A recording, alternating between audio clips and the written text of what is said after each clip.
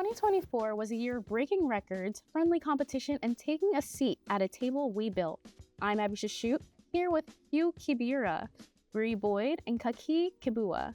Welcome to Culture Central, where today we're reviewing our top songs and artists of 2024. So, over 2024, there were a lot of things that weren't too surprising, like our chart toppers, like Not Like Us, Espresso, and Birds of a Feather, like landing like the top 5, top 10. I guess the question I want to pose to you is, what did surprise you over this last year? Honestly, with me, I think the versatility of it all, especially with the experimental albums and songs released by artists in the past that usually have been confined to a certain type of sound and genre. For example, like I never really got into it, but Beyonce's country album, Cowboy Carter, I thought that was really unique to see, seeing as she's one of the first and only big Black woman country artists. So I think that was it. Kind of just like perpetuated the like unpredictability of music and how people really don't have to be confined to their own shell with their genre. So I would say that's what stood out to me. And I feel like we did kind of see that trend of like Black artists kind of reclaiming that like country roots, especially with Shabuzi too, coming out with his bar song and kind of like growing in that area, in that genre. And I guess I'll pass it off to you, Kakii. What kind of surprised you? I mean, I totally agree. There were a lot of experimental sounds. I mean, my favorite for 2024 was definitely Kakii Kibua's album. It was totally in Spanish. And I really like to see that from her, embracing her culture and everything. No, absolutely, absolutely. I think for me, it was the rise of Brat Summer, along with just being so big as it was. Like for Charlie XCX to come back from being on Fancy with Iggy back like way back years ago to now like having a chart topper, a big album, and even like she was in the presidential campaign basically. So I think that was a big thing this summer that surprised me. No, yeah, I have to say, same here, kind of hopping off of that. Found myself listening quite a bit to Brat, so it was quite a Brat summer. It was a Brat summer.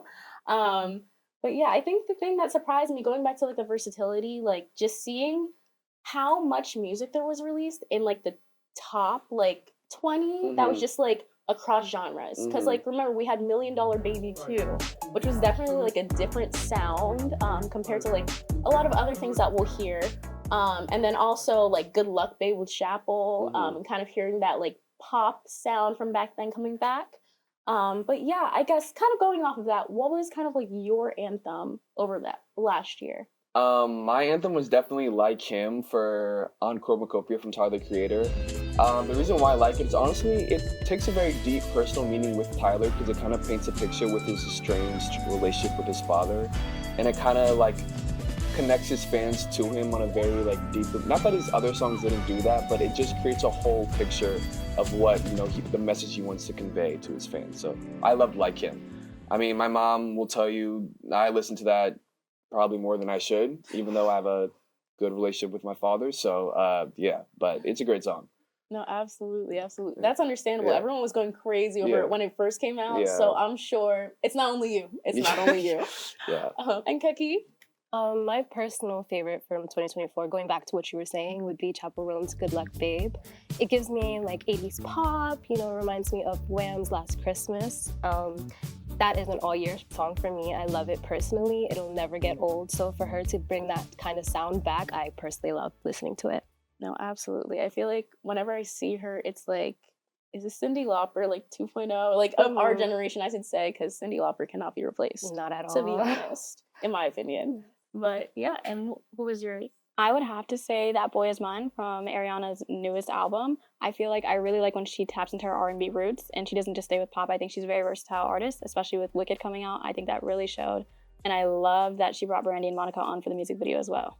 Oh, no, absolutely, absolutely. I know that a lot of my friends were going crazy over her new album. I listened to some of the tracks and I was like, wow, this is actually, I'm vibing. Really good album. No, yeah.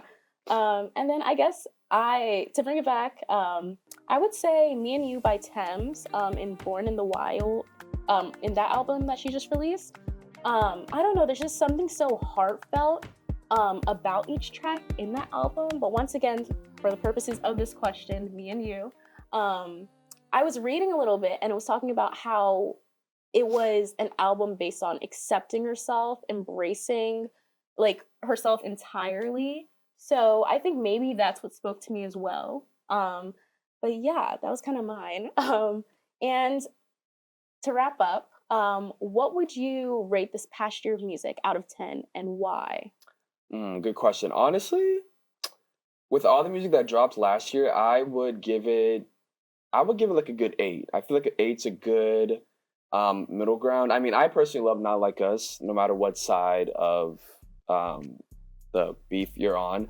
I thought that was a great anthem for the summer. I mean, I would see TikToks of it, reels, stories, like just blasting it wherever. And I think that kind of just like it also brought our people together. I think that was a very good song for just like where we're at as like, as a country and all that, and just like bringing the culture